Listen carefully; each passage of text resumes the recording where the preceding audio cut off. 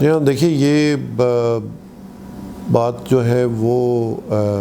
بہت زیادہ اہم ہے کہ اللہ تعالیٰ نے جو سب سے بہتر تحفہ ماں کو دیا ہے اس کے اولاد کے ساتھ،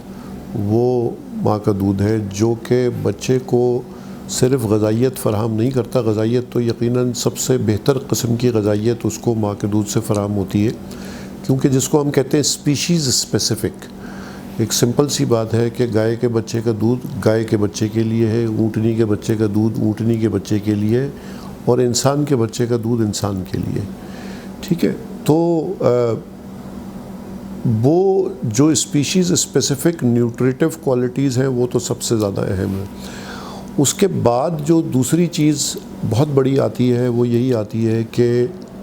اللہ تعالیٰ نے جو بچے کی حفاظت کا ذمہ لیا ہے وہ بھی ماں کے دودھ کے ذریعے ہے. تو لہٰذا کئی قسم کے اس کے حفاظتی چیزیں، اینٹی باڈیز، جنرل امیونٹی بچے کو جو ماں کے دودھ سے ٹرانسفر ہو سکتی ہے، وہ کسی بھی فارمولا فیڈ سے یا کسی بھی دوسرے ملک سے نہیں ہو ہی نہیں سکتی. ٹھیک ہے، تو جو بھی دعویٰ کوئی بھی کرتا ہے بنانے کا کہ جی ماں کے دودھ کے قریب ترین، وہ کتنا بھی قریب ترین آ جائے، یہ چیزیں وہ فراہم نہیں کر سکتا، کیونکہ یہ بڑی اسپیسیفک چیزیں. تو بار بار ہم ہر پلیٹ فارم سے ماؤں کو یہ پیغام دیتے ہیں. اور اچھا تیسرا جو ہمارے معاشرے کے اگر حساب سے دیکھیں تو معاشی اعتبار سے بھی سب سے بہتر ہے کہ ہماری سوسائٹی کے اندر ظاہر ہے اتنے پاورٹی لیول ہے اور اتنے مہنگے یہ جو ان کے بازار کے جو دودھ کے ڈبے ہیں اس کی کاسٹ بھی بہت زیادہ ہوتی ہے، اور ایک average family lower middle class کی بھی اس کو افورڈ نہیں کر سکتی، تو غریب آدمی کہاں سے افورڈ کرے گا. تو اللہ تعالیٰ نے جب اس کو وہی غذا، اس سے کہیں بہتر غذا ایک بالکل فری میں اس کے پاس موجود ہے، تو نہ کرانے کی وجہ ہمیں نہیں سمجھ میں آتی. اور ہم بارہا ماؤں سے یہ کہتے ہیں کہ یہ خدا را اپنے بچے کو آپ نے اس سے محبت کریں، اور اس کی محبت کا ثبوت یہ ہے کہ آپ اپنا فیڈ کرائیں. یہ جو ایک ہماری یہاں ماں کو کچھ غلط فہمیاں ہو گئی ہیں کہ جی دودھ پورا نہیں ہے، یہ سب باتیں صرف توہمات ہیں، غلط پروپیگنڈا ہے جو ان کے ذہن میں آ گیا ہے. اور اگر وہ ڈاکٹر سے رجوع کرے، صرف نیت اور ارادہ کر لیں کہ اسے اپنے بچے کو فیڈ کرانا ہے، باقی چیزیں آسان ہیں.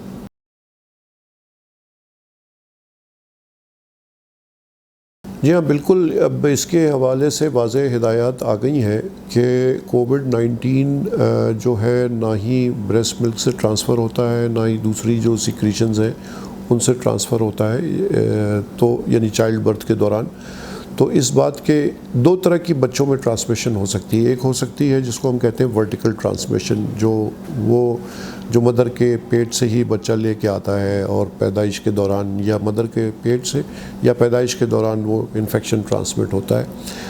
تو یہ تو امکانات بہت کم ہیں اس کے. ابھی تک جو ایویڈنس آیا ہے کہ ورٹیکل ٹرانسمیشن بچوں میں پاسبلٹی ضرور ہے، لیکن اب تک اس میں کلیئرٹی نہیں ہے، چانسز نہیں ہے کہ ایسا ہو. دوسرا ٹرانسمیشن ہے جو ہاریزونٹل ٹرانسمیشن کے کلوز کانٹیکٹ کے ساتھ آ سکتا ہے. تو جہاں تک کووڈ-19 پازیٹیو مدر اگر ہے اور اپنے بچے کو وہ فیڈ کرانا چاہتی ہے تو وہ بالکل فیڈ کرا سکتی ہے، بلا خطر خوف و خطر کرا سکتی ہے. البتہ اس بات کی احتیاط ضروری ہے کہ جو پریونشن مدر کو لینی چاہیے، یعنی اس کو ہینڈ واشنگ کرنی چاہیے، اپنے چہرے کو جس طرح سے کور کرنا چاہیے کہ اس طریقے سے وہ بچے کو ٹرانسمٹ نہ کرے. ادروائز جو ڈائریکٹ بریسٹ فیڈ سے ٹرانسمٹ نہیں ہوتا ہے وائرس، نہ صرف یہ بلکہ یہ بات ابھی بھی جو ریکمنڈیشن پوزیشن پیپر آیا ہے WHO کا، اس نے یہ بلکہ کہا ہے کہ جو بچے کو امیونٹی ٹرانسفر ہوتی ہے وہ اس کے لیے جو ہے وہ بہتر ثابت ہوگی، اور اس کے لیے یعنی اس کو کووڈ ہونے کے امکانات کم ہو جائیں گے اس امیونٹی کی وجہ سے جو اس کو ماں کے دودھ سے ٹرانسفر ہوگی.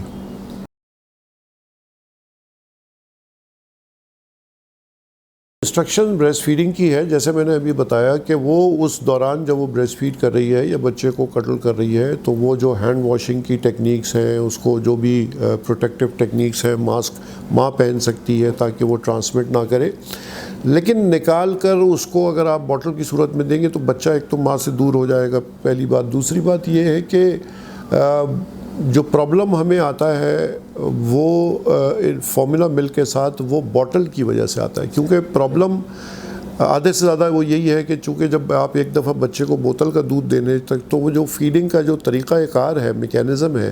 وہ بوٹل فیڈنگ کا بالکل مختلف ہے بریسٹ فیڈنگ کے ساتھ، اور جب دونوں چیزیں بچوں کو لگانے کی کوشش کرتے ہیں تو وہ بچہ پھر لیتا نہیں ہے، اور مدر فیڈ کم ہوتے ہوتے پھر بند ہو جاتا ہے۔ تو ہمارے یہاں کیا بلکہ گلوبلی بھی WHO کی ریکمنڈیشن آئی ہے کہ مدر بریسٹ فیڈنگ کو کنٹینیو کرے، البتہ احتیاط اپنی پوری کرے۔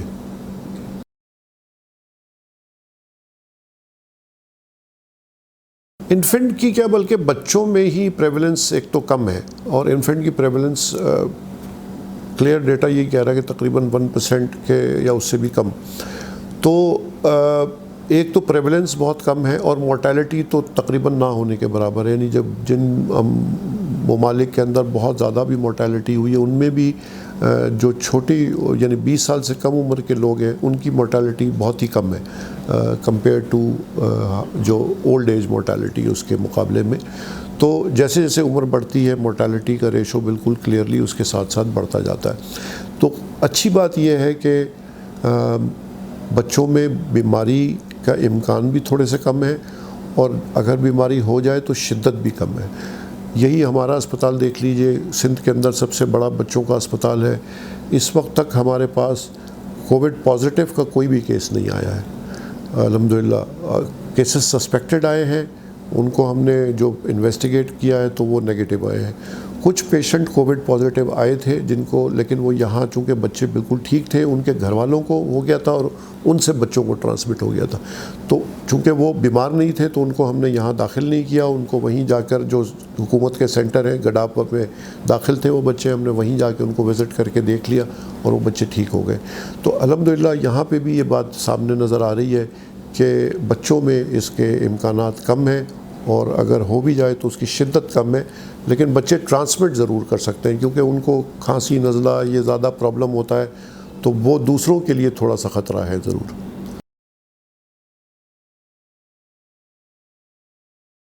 دیکھیے یہ باتیں تو ابھی قبل از وقت ہیں، اس لیے کہ یہ وائرس چونکہ نیا ہے اور اس کی پوری طرح سے اس کی جو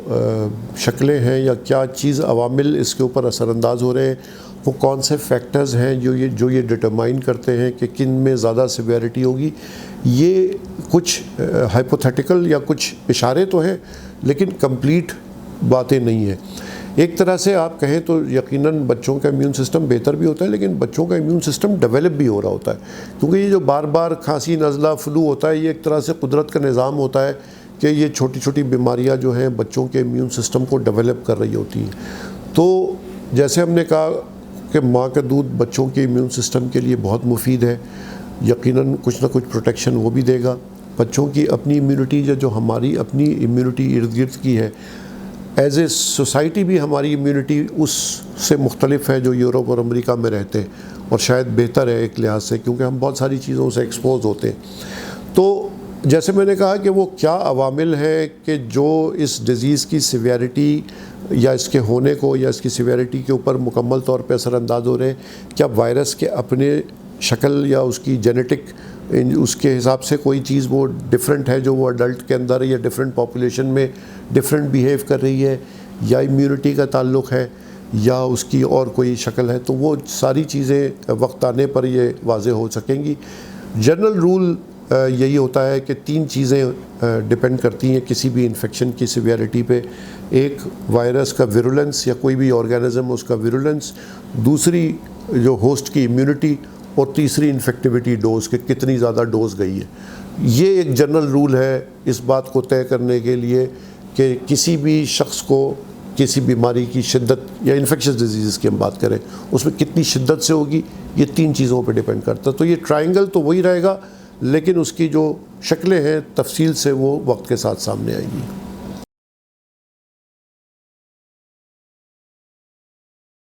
ہمارے یہاں بہت زیادہ ضرورت ہے اس بات کی کہ مائیں اینٹی نیٹلی اپنے آپ کو جا کر کسی بھی سینٹر کے اوپر، حکومتی ادارے، اب تو بے شمار جگہیں ہیں جہاں پر وہ جا کر اگر کوئی قیمت نہیں بھی ہے فری میں بھی وہ دکھا سکتی ہیں، رجسٹر کروا سکتی ہیں۔ مائیں جائیں اپنے ڈیورنگ پریگننسی. ہمارے یہاں ایک بڑا غلط رجحان تھا کہ ہے ابھی بھی کسی حد تک کہ جی صرف ڈیلیوری کے وقت وہ جاتی ہے, شروع میں ایک دفعہ جاتی ہے ٹیسٹ کے لیے اور پھر ڈیلیوری وقت جاتی ہے, درمیان میں نہیں جاتی. وہ درمیان کے وزٹس جو ہیں وہ بے انتہا ضروری ہیں, کیونکہ اس دوران یہ دیکھا جاتا ہے کہ ماں کا انیمیا کتنا ہے, ماں کی نیوٹریشن کیسی ہے. اور وہ وقت ہوتا ہے کہ جب بچے کی پیدائش سے پہلے آپ ماں کی نیوٹریشن کا خیال کرتے ہیں تو بچوں میں لو برتھ ویٹ, پری میچورٹی, یہ سارے انسیڈنٹس کم ہوتے ہیں. آج ملیریا ڈے کے حوالے سے بھی ہم نے ایک پروگرام کیا تھا, اور ملیریا ڈے پہ ہم نے یہ دیکھا کہ 11 ملین پریگننسیز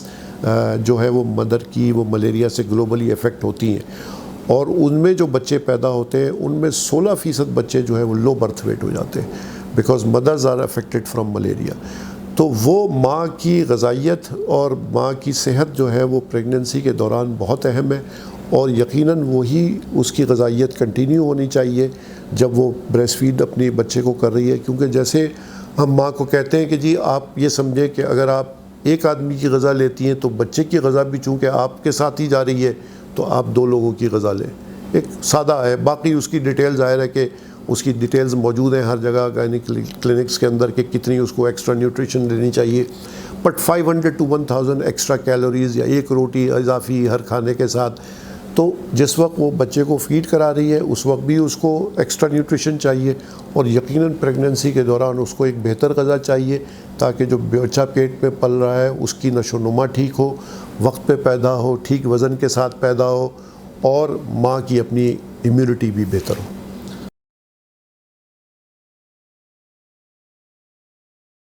جی ہاں, کووڈ-19 پہ تو بے انتہا انفارمیشن آلریڈی اویلیبل ہے, اور میں یہی کہنا چاہوں گا کہ کووڈ-19 سے تو بچائیں. بلکہ ایک میں اضافی میسیج دینا چاہوں گا. کل ہم EPI کی میٹنگ میں بیٹھے تھے اور ہم نے یہ دیکھا کہ جی جو جنرل ایمیونائزیشن ہے, حفاظتی ٹیکے لگانے ہیں, وہ لوگوں نے چھوڑ دیے ہیں کووڈ کے خوف سے, اور اس کی سطح بہت گر گئی ہے. اور خطرہ اس بات کا ہے کہ اس کی وجہ سے وہ بیماریاں جیسے کہ خسرہ کی بیماری ہے, خناق کی بیماری ہے, ان کے اثرات جو ہے وہ بڑھ جائیں گے.